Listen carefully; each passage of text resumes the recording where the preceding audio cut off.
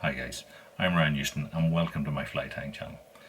This channel contains hundreds of different videos covering all manner of different patterns, techniques and styles of fly tying. There's something here to suit almost everybody, so hit the like button, hit the subscribe button, let's get on with the show. Hi guys, so we're going to tie a jig fly today. So this is a small one. This happens to be on one of these Mustad micro jigs here. This is a size 2.5 gram. So the idea with this, I think you'd find it difficult to chuck it on a fly rod, but certainly if you were just popping it into deep creases it would work, but primarily it's designed for people using light lure rods and sort of jigging for perch, although it would also work for trout. But I like these sort of Firetiger type colorations for perch and little predators. So what we're going to do here is tie a really simple jig fly, and it's going to be using rabbit strips, so it's like a Zonker jig fly. So let's get on with the show. So I'm going to use a 50 denier gel spun, a white gel spun for this. Put it onto the hook. And there's not very many materials in this. So we're going to take down here, and I'm going to utilize the bend of the hook here to keep our strip on. So it's a little bit of an unusual way of tying, but you'll see. So we want a little bit bare at the back here. We also don't want our body and the materials to move. So what I'm going to do is I'm putting on some super glue. Another reason for the super glue is I want it to go up into the ball of the jig, because sometimes these can be just a little bit wobbly. So if that is allowed to sort of seep into that, it helps to fix that in place as well. So super glue still wet.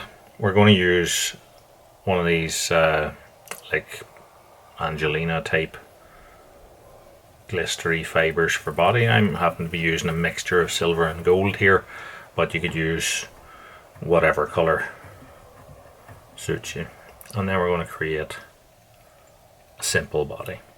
Now I'm just stopping a little bit before the ball eye here. So next what we're going to do is to take an orange soft hackle. So a simple orange sort of hen saddle type cape thing. Take a feather off that. Strip off the fluff. I'm going to double it, but if you can't double it, just do whatever works for yourself with regards to wrapping a hackle. There are videos on my channel covering hackling techniques and doubling. So I'm going to tie that in by its tip, flip it back and put a couple of turns across it, and then we're going to wrap this in place.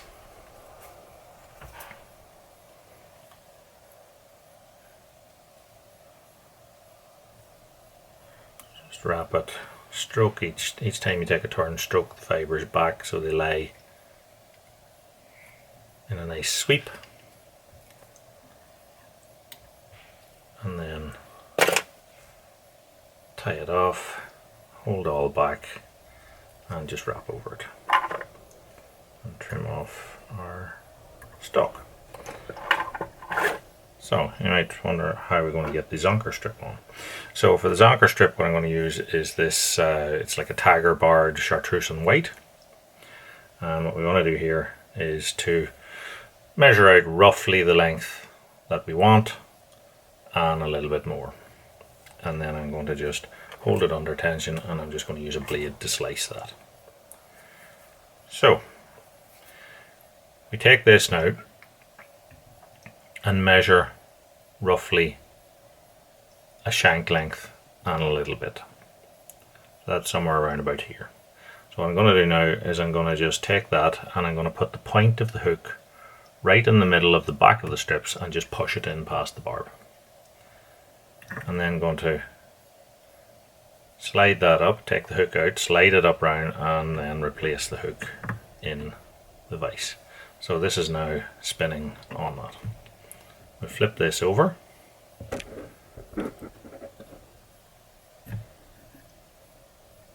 the hackle down and round, and then as you pull, this is why we left a little bit at the back there, because the Zonker strip's actually going to pull tight up into the back of our dubbing.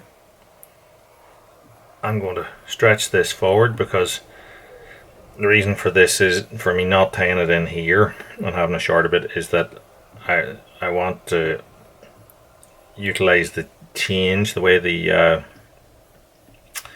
coloration changes here, because I prefer it to be green, more green across the back than having a white portion. So we just tie that in.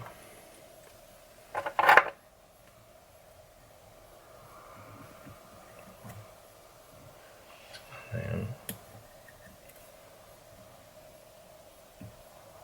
trim it off.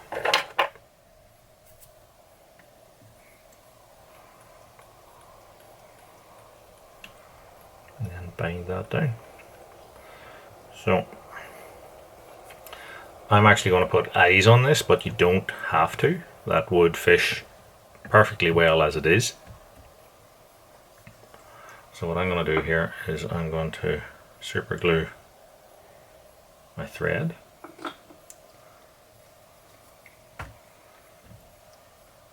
And wrap that around till all the super glued bit is done, and then a couple of quick half hitches into it and tighten that down. You notice I've been using a blade to cut the gel spun, and that's because you nearly need it under tension to cut it. Scissors are quite difficult to use with it, and it can blunt your scissors. So, as I said, play would do as it is, but if we're going to put eyes on it, what I'm going to put on are these little pearly, I think they're 2.5mm eyes. And how I'm going to do that is I'm going to take a super glue gel, and I'm just going to put a little bleb on each side. The gel prevents it from running in and running into the rest of your materials and drying out too quickly before you can get these eyes on, because they can be quite fiddly because of the size of them. So you sort of need to take a bit of practice and get them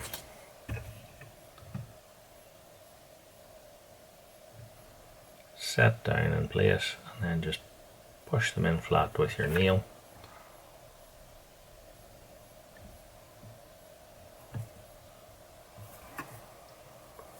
And then what we're going to do is UV cure the head on this. Some people will use the UV cure to keep all on. I'm not that overly keen on that there, so I find it works this way for me, but I will have to let the super glue dry.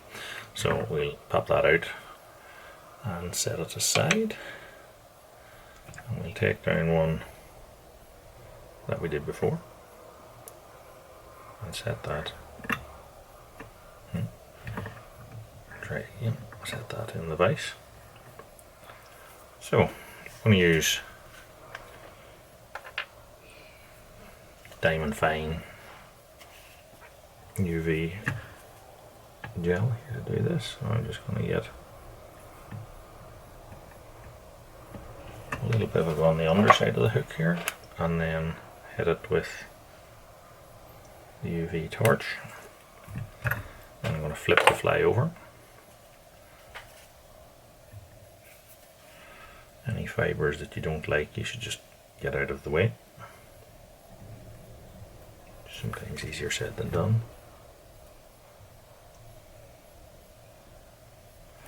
Just fill up the top part between the eyes there and hit it again. And now I'm just going to put a light coat the whole way around, including covering the eyes, and then again cure that.